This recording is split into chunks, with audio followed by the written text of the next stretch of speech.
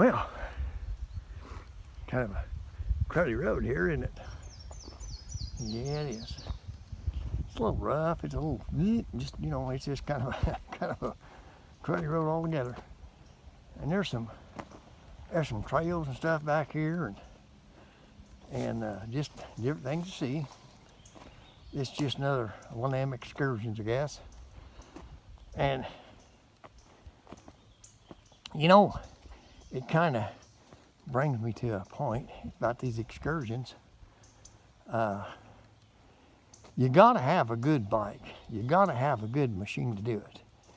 Now this will be getting just a little bit rough, and I'm just a little bit old to go mud hogging down there like that, so I'll probably avoid stuff like that.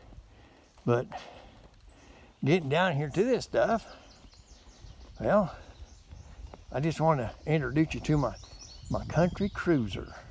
Yes, there it is, the old Xr650l. That's my country cruiser. You know, I've had this bike now for, I got it in November, and this is May something, yeah. But anyway, country cruiser, and I'll explain that to you. Country cruiser.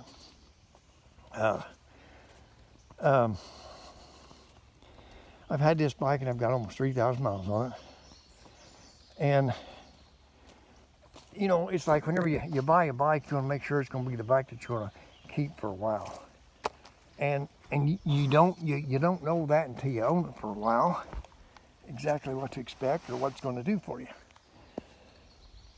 So the more you ride it, the more comfortable you get with it, the more experience you get with it, and the happier you are with the bike. And it's kind of a fine line of liking a bike and disliking a bike, and for many different reasons. This thing here, like I said, this is my country cruiser.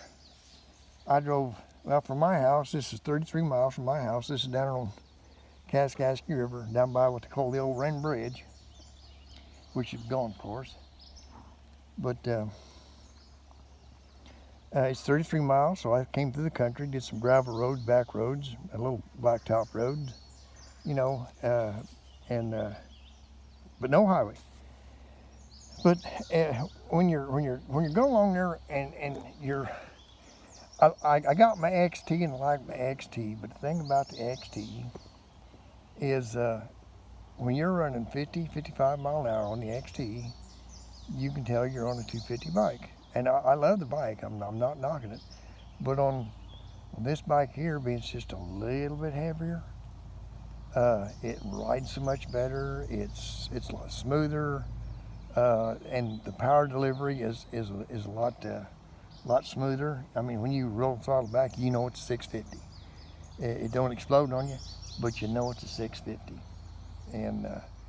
And that's what I mean. But you can sit back there and you run comfortably 50, 55 mile an hour, or 60 if that's what you want to do.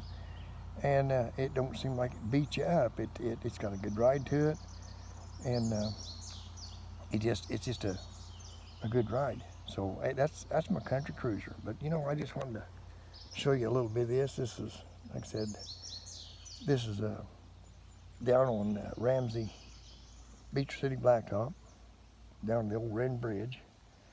It's these little out of the way places that you can find and go to and do your thing and have a good time. You know, it kind of brings me to a point that I watched a video the other day, and you know, I'm not a big advocate on ABS brakes. I'm not saying anything bad about ABS brakes. If you like ABS brakes, you feel safer with ABS brakes, absolutely. Get a bike with ABS brakes. Because it's all about you. It's whatever makes you feel the safest. It's whatever gives you the confidence. Whatever makes you feel like you can do what you're going to do. And so it's whatever. It's all about you. It's all about the decisions you make that makes you feel good, makes you feel comfortable. Well, anyway, this guy said something that just kind of, well, I won't say annoyed me, because everybody's entitled to their opinion, you know. And if you can't handle somebody else's opinion, then plug your ears up because everybody's got an opinion. But anyway, the guy said, he said, the only people that don't like ABS brakes are a-holes. Well, I guess I'm going to have to get me a shirt with a big A on the front because I guess I'm going to be an a-hole. I don't like ABS brakes.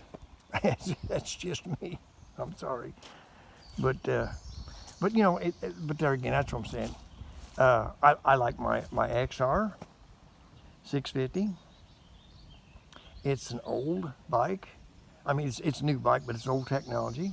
It's primitive technology. It's a dinosaur. They call it a dinosaur.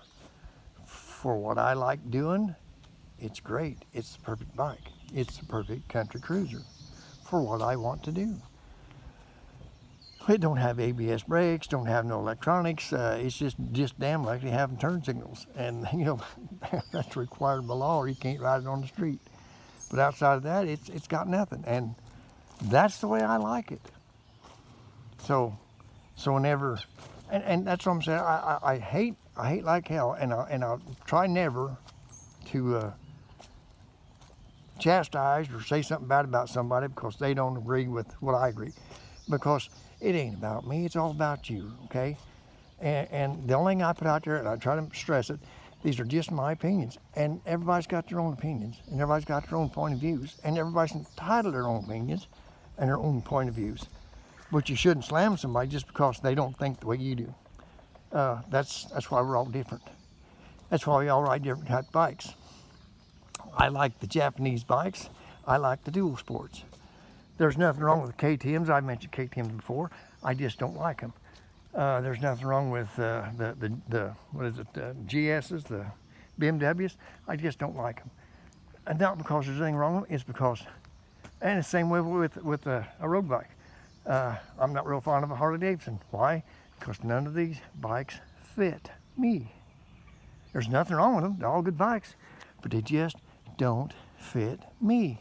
And if the bike don't fit you, then you're wasting your time. If you're riding a bike that you just absolutely can't get comfortable on, you can't become part of, and you can't really, enjoy your ride, you're on the wrong bike. You're on the wrong bike.